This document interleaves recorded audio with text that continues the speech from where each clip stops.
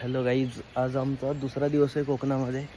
काल रात्री मी काहीच शूट केलं नाही, कारण की आम्ही नंतर जे मार्लेश्वर नंतर खूप म्हणजे 70 किलोमीटर आम्ही पुढे चालवली गाडी. डायरेक्ट राजापूरला आलो.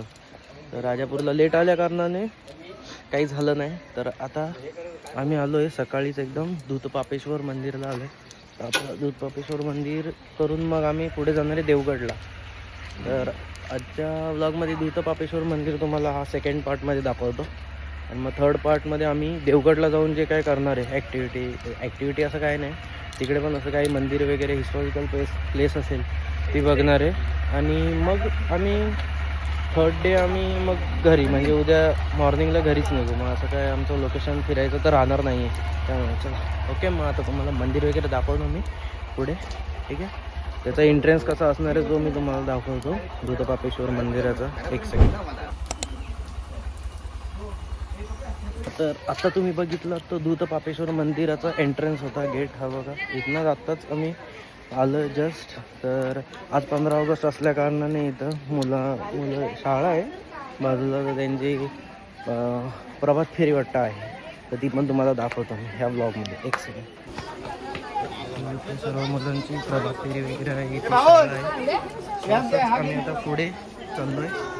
लेट्स सी, आता बघू मंदिराच्या इकडे. हे सगळं बघून लहानपणाची आठवण आली की भाई 15 ऑगस्टला आले सगळेजण तयारी करून भाई फुल एक्सायटेड असायचो भाई, की सकाळी उठायचं भाई कपडे बिपडे घालत काय होय नवीन कपडे घालायचे. आणि आमची शाळा मेन दुपारची असायची. सकाळच्या शाळेची फिलिंग घेण्यासाठी भाई सकाळी शाळा कशी असते 7 वाजता उठून आमचा रोहन काहीतरी सांगायला नाही भाई, शाळेत गेलो नाही असं नाही भाई. फक्त भाई ते मला टीज करण्यासाठी करतायत, बाकी काय नाही भाई. तिन्ही बाई लँग्वेजचा उपयोगी ते होणार आहे. होय, खूप भारी वाटतंय. सगळे आता तर सगळे एक्सायटेड आहेत. रात्री बघायचं, रात्री यांची अवस्था मी आज शूट करणार.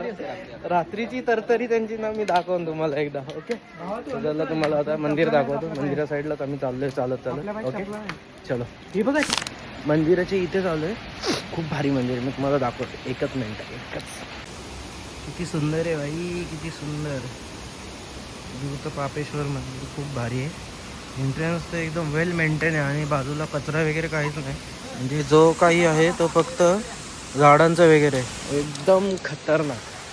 म्हणजे काय इकडे येऊन एक्सपिरियन्स करा. म्हणजे अशी छोटी छोटी मंदिरं आहेत खूप चांगली आहेत. बट हे फेमस आहे तरी लोकांना एवढं काही माहिती नाही. बट आता मी तुम्हाला दाखवतो हे मंदिर. मंदिराची एंट्री गेट अशी आहे, खूप भारी आहे. वाईड अँगलने दाखवतो अजून दिसेल खूप. असे 2 दीपस्तंभ आहे.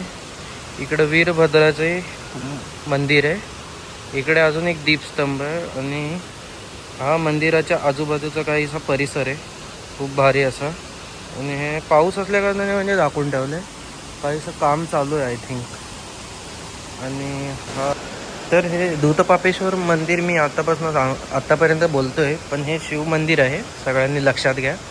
तुम्हाला वाटत असेल दूधपापेश्वर काय, म्हणजे ज्यांना माहिती नाही त्यांना, तो शिव मंदिर असल्या कारणाने समोरच पुढे नंदी बाबा आहेत आपले. आणि पुढे आतमध्ये अलाउड नाही आहे शूटसाठी वगैरे, सो आपण इथेच कट मारतो आहे. आत्ताच मंदिरामध्ये आतमध्ये दर्शन घेऊन मी आलो.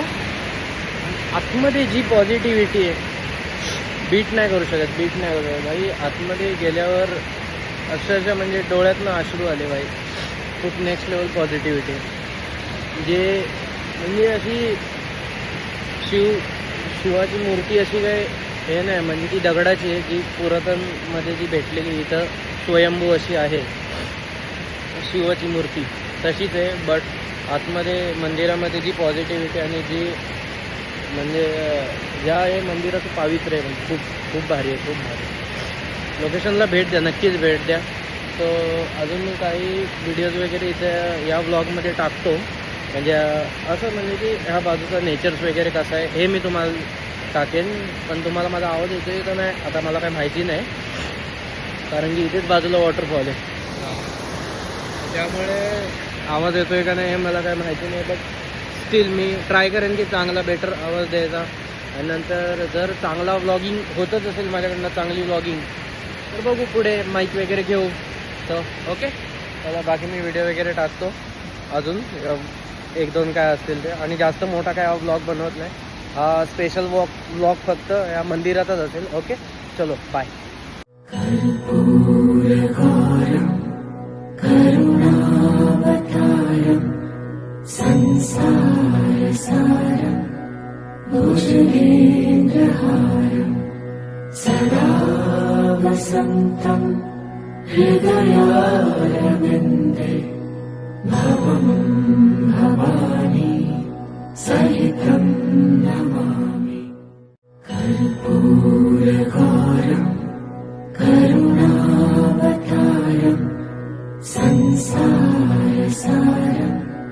भुजगेन्द्रहारं सदा वसन्तं हृदयारविन्दे भवं भवानी सहितं नमामि.